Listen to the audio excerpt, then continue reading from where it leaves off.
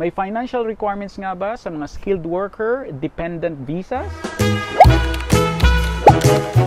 Magandang gabi po, ako po ulit si Vince. Naghahanap ako ng trabaho na pwede sa Pilipino dito sa UK at kung may chance sa iba pang parte ng Europe.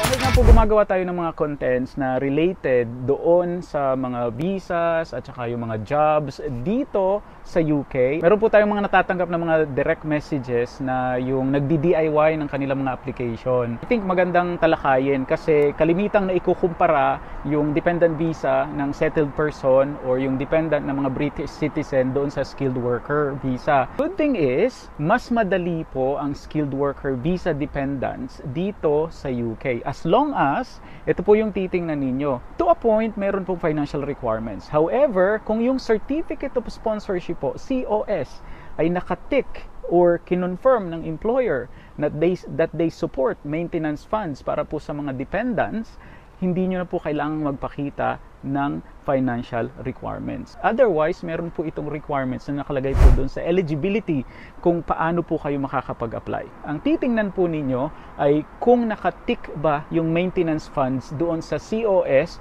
ng main skilled worker or yung nandito na skilled worker na kapamilya ninyo. Kung hindi siya nakatick at sa palagay ninyo ay hindi nyo mamimit yung financial requirements based doon sa eligibility criteria, pwede rin po na gumawa ng letter from the employer confirming that they sponsor the maintenance funds noong dependent ng skilled worker na ito.